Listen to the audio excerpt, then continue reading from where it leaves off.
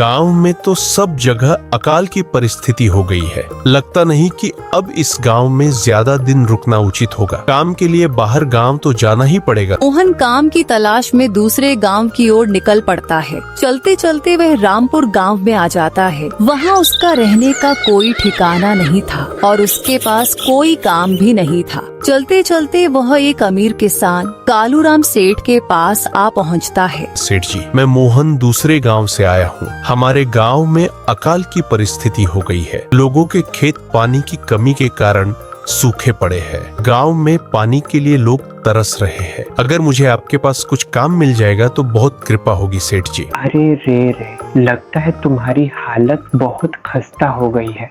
ठीक है, वैसे मेरे पास एक काम तो है, पर लगता नहीं कि तुम वो कर पाओगे। सेठ जी, चिंता न करें, मुझे आप कोई भी काम दे सकते हैं। मैं वह काम पूरी मेहनत और ईमानदारी से करूंगा। अच्छा ठीक है मोहन, तो कान खोलकर सुन लो। मेरे पास 50 गाय और मोटा हाथी है। तुम्हें हर रोज उन जानवरों का गोबर निकालना होगा और रोज सुबह शाम उन्हें चारा पानी देना होगा। महीने के आखिर में तुम्हें इस काम के लिए 100 रुपए मिलेंगे। और हाँ, 2 वक्त का खाना भी हमारी तरफ से मुफ्त दिया जाएगा। बोलो, क्या तुम ये काम कर पाओगे? अरे बाप रे, 50 गाय और मोटा हाथी को संभालना आसान काम नहीं है। पर अब मैं कुछ कर भी तो नहीं सकता और ऊपर से सेठ जी 2 वक्त का खाना भी दे रहे हैं। ठीक है सेठ जी, मैं ये काम कर लूंगा, पर एक विनती है। हाँ बोलो मोहन, क्या बात है? सेठ जी, अगर आपको समस्या ना हो तो क्या मैं आपके गायों के साथ गौशाला में रह सकता हूँ? सेठ जी, मैं इस गांव में नया हूँ, मेरा रहने का कोई ठिकाना नहीं है। कालूराम सेठ थोड़ी देर तक सोचता है और मोहन को ऊपर से नीचे तक देखने के बाद उससे कहता है, ठीक है मोहन, तुम गौशाला में रह सकते हो मोहन। जी धन्यवाद सेठ जी। तब से मोहन गौशाला में रहकर अपना काम करने लगता है। वह रोज जल्दी उठकर गाय और हाथी का गोबर निकालता, उन्हें चारा डालता और समय पर पानी भी पिलाता था। हर रोज मोहन अपना काम ईमानदारी और पूरी मेहनत से करता था। कालूराम सेठ को भी मोहन का काम बहुत पसंद आने लगा, क्योंकि वह अपना काम सफाई से करता था। एक दिन कालूराम सेठ मोहन को बुलाकर उससे बोलता है, मुझे तुम्हारा काम बहुत पसंद आया है। तुम गाय और हाथी का अच्छा ख्याल रख रहे हो, इसलिए दूध की गुणवत्ता भी बढ़ गई है और गाय पहले से ज्यादा दूध भी दे रही है। इसीलिए मैं आज से तुम्हारी तनख्वाह बढ़ाकर पूरे 300 रुपए कर रहा हूँ। आपका बहुत बहुत धन्यवाद सेठ जी। कुछ दिन ऐसे ही बीतने लगते हैं। मोहन कालूराम सेठ के पास बहुत मेहनत और ईमानदारी से काम करता है। धीरे धीरे मोहन के पास अच्छा खासा रुपया जमा हो जाता है, जिससे वह अपने लिए छोटा सा रहने लायक एक कुटिया बनवा लेता है। उस गौशाला में सोकर तो नाक से गोबर की गंध अभी भी नहीं जा रही। अब आखिरकार मुझे अपने घर में चैन से सोने को तो मिलेगा।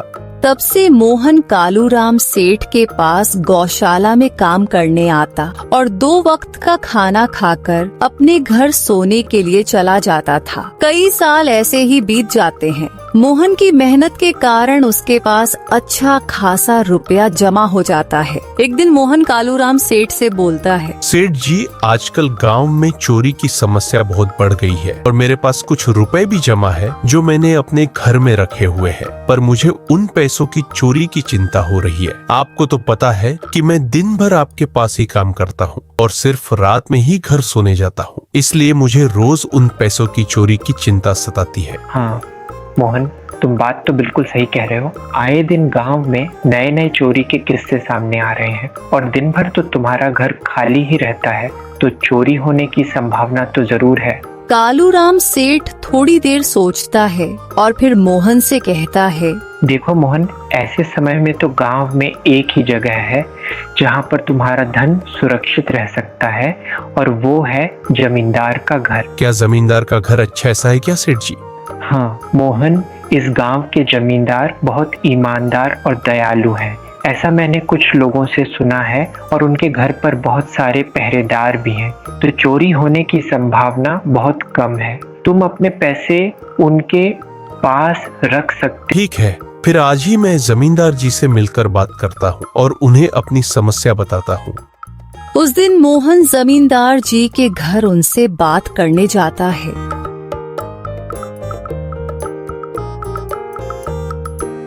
तू रुको, कहाँ अंदर आए जा रहे हो?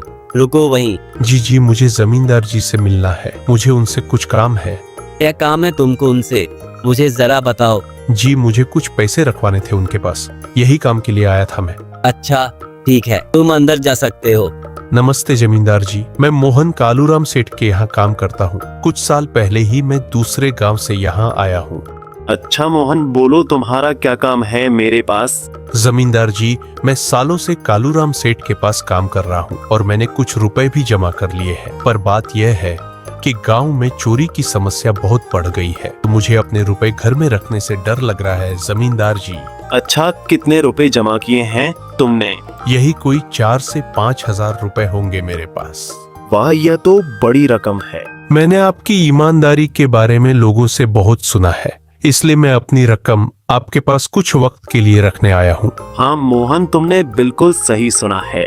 तुम्हारी रकम मेरे पास पूरी तरह से सुरक्षित रहेगी। तुम अब चिंता ही छोड़ दो, मैं सब देख लूंगा।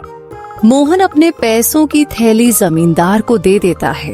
ये पूरे 5,000 रुपए है, आप गिनकर देख लीजिए। गिनने की क्या जरूरत है? तुम तो कालूराम सेठ के आदमी हो, मुझे तुम पर पूरा विश्वास है। जमींदार जी, आपका बहुत बहुत धन्यवाद। अब मुझे चोरों का कोई डर नहीं है, क्योंकि मेरे पैसे सुरक्षित हाथों में हैं। अरे मोहन, कोई बात नहीं, धन्यवाद तो मुझे बोलना चाहिए जो तुम मेरे पास आए अपने रुपए रखने के लिए। हाँ मोहन, तुम्हारे पैसे मेरे हाथों में ही अच्छे लगते हैं। ऐसे ही मोहन ईमानदारी और मेहनत से कालूराम सेठ के यहाँ काम कर रहा था। देखते ही देखते 2 साल ऐसे ही बीत जाते हैं।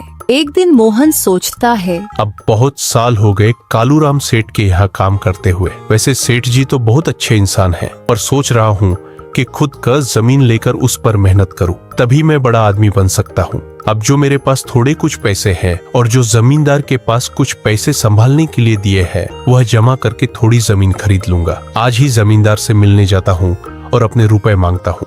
ये सोचकर मोहन जमींदार जी के घर चला जाता है। जमींदार जी, मैं अपने रुपए वापस लेने आया हूँ। आपके पास मैंने 5,000 रुपए दिए थे संभालने के लिए। अरे भाई साहब, मैंने पहचाना नहीं आपको। वैसे कौन हो आप? अरे जमींदार जी, मैं मोहन हूँ। पिछले साल मैंने आपको पैसे संभालने के लिए दिए थे, याद आया? अरे भाई साहब, मेरे पास कितने सारे लोग आते जाते हैं पैसे रखने के लिए और सभी के साथ मेरा अच्छा व्यवहार होता है। वैसे आपके पास कोई कागजात हैं क्या?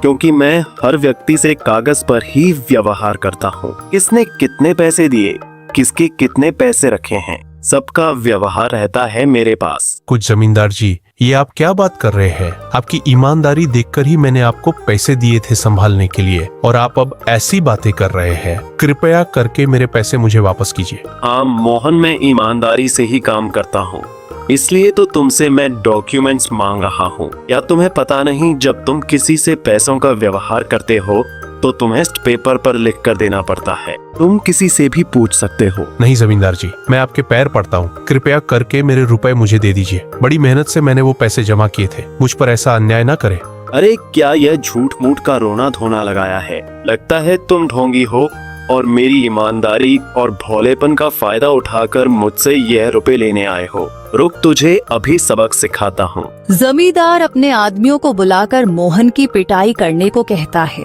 इसे तब तक मारो जब तक ये बेहोश न हो जाए। इस 2 कौड़ी के आदमी ने मेरी ईमानदारी पर सवाल उठाया है, इसे छोड़ना मत। जमींदार के आदमी मोहन को डंडे से खूब मारते हैं। फिर मोहन दुखी होकर अपने घर चला जाता है। मोहन के शरीर पर घाव के निशान स्पष्ट दिखाई दे रहे थे। 2 दिन से मोहन घाव के दर्द के कारण कालूराम सेठ के घर काम के लिए नहीं जा पाता है। इसलिए अगले दिन कालूराम सेठ मोहन के पास आ जाते हैं। वह देखते हैं कि मोहन खाट पर सो रहा है और वह बड़ा ही चिंता में नजर आ रहा है। मोहन भाई, तुम 2 दिन काम पर नहीं आए, क्या हुआ भाई? तबीयत ठीक है ना तुम्हारी? कुछ समस्या है क्या? अरे सेठ जी, आप खुद यहाँ आए हो। आप खबर भिजवाते तो मैं खुद चला आता। अरे मोहन, कोई बात नहीं, तुम्हें देखकर लगता है तुम बीमार हो। क्या हुआ है तुम्हें? कालूराम सेठ, क्या बताऊं? जिस जमींदार के पास पिछले साल मैंने अपने पैसे संभालने को दिए थे, वो आज मुझे पैसे वापस नहीं करना चाहता। वो बहुत लालची इंसान है, वो लोगों को ठग रहा है। और जब मैंने बाद में गिड़गिड़ाना शुरू किया तो उसने डंडे से मार मार कर मेरी पिटाई करवा दी और मुझे वहां से धक्के मारकर निकाल दिया। अरे बाप रे, ये तो बड़ा ही गंभीर विषय है। मैंने तो जमींदार के बारे में अच्छा ही सुना था, पर मुझे भी नहीं पता था कि वो इंसान इतना गिरा हुआ है। तभी मैं सोचूं, हर साल उसकी संपत्ति इतनी ज्यादा कैसे बढ़ रही है। मुझे माफ कर दो मोहन, मैंने ही तुम्हें जमींदार के पास जाने को बोला था। गलती तो मेरी भी नहीं कालूराम सेठ, आप तो मेरा अच्छा ही सोच रहे थे। ये तो उस जमींदार का लालच है। अब लगता नहीं मेरे पैसे उस जमींदार से वापस मिलेंगे भी। है मोहन, मेरे पास एक तरकीब है जिससे मैं तुम्हारे पैसे तुम्हें वापस दिला सकता हूँ। कालूराम सेठ मोहन के कान में सारी तरकीब बताता है। ठीक है सेठ जी, हे ऊपर वाले, यह तरकीब कामयाब होने दीजिए। अगले दिन कालूराम सेठ बहुत सारे पैसों को एक सूटकेस में भरकर खुद जमींदार के घर जाता है। अरे कालूराम सेठ, आप खुद यहाँ बोलो भाई, इस गरीब के घर कैसे आना हुआ? हमारा तो यह सौभाग्य है कि आप जैसे धनी आदमी के चरण हमारे घर में लगे हैं। अरे जमींदार जी, आप तो मुझे अब लज्जित कर रहे हैं। वैसे मैं कुछ महीनों के लिए दूसरे राज्य में व्यापार करने जा रहा हूँ। मैं यह लगभग 1 लाख रुपए लाया हूँ। मुझे डर है कि कहीं यह चोरी ना हो जाए। क्या आप मेरे सारे पैसे अपने पास संभाल कर रख सकते हैं? आपके सिवाय इस गांव में और किसी पर भरोसा नहीं कर सकता। अरे कालूराम सेठ, यह भी कोई पूछने की बात है? मेरे पास आपके पैसे बिल्कुल सुरक्षित रहेंगे। आप निश्चित होकर व्यापार करने जा सकते हैं। इस बार तो बड़ी मछली हाथ लगी है। बार बार ऐसा मौका नहीं मिलता। भारी माल हाथ में लगने वाला है। तभी वहाँ पर मोहन आ जाता है।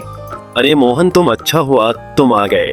मैं तुम्हारे पास ही आने वाला था। मुझे माफ करना, उस दिन तुम्हें पहचान नहीं पाया। इतने सारे लोग मेरे पास आते हैं तो जरा परेशानी होती है, पर मैं अपनी बातों का बड़ा पक्का हूँ। हाँ रुको, मैं तुम्हारे सारे पैसे अभी देता हूँ। जमींदार मोहन के सारे पैसे उसे लौटा देता है। माफ करना मोहन, मेरे आदमियों ने तुम्हारे साथ उस दिन बदतमीजी की। मैं आज ही उनको काम से निकालता हूँ। मोहन बिना कुछ बोले वहाँ से चला जाता है। अरे क्या बात है जमींदार जी, आप तो अपनी बातों के बहुत पक्के हैं। तो ठीक है, मैं अपने सारे पैसे आपके पास रख सकता हूँ।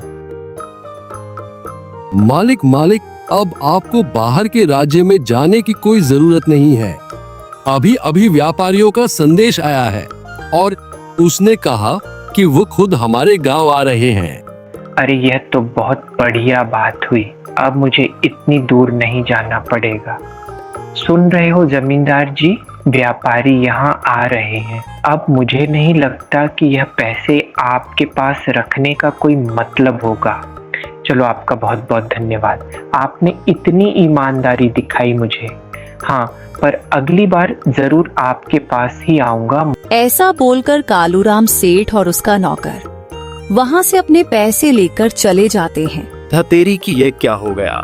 ये 1 लाख तो चले गए और जो मोहन के 5,000 रुपया हड़प लिए थे वह भी चले गए। आपका बहुत बहुत धन्यवाद सेठ जी। अगर आज आप ना होते तो मेरी सारी जमा पूंजी वो जमींदार हड़प लेता। मोहन, कोई बात नहीं। जो व्यक्ति मेहनत और ईमानदारी से कमाता है, ऊपर वाले उसका कभी बुरा नहीं होने देते, और जो हराम की कमाई का खाता है उसका कभी अच्छा नहीं होने देते। उसके बाद मोहन उन पैसों से जमीन खरीदता है और खेती करके अपना जीवन गुजारता है।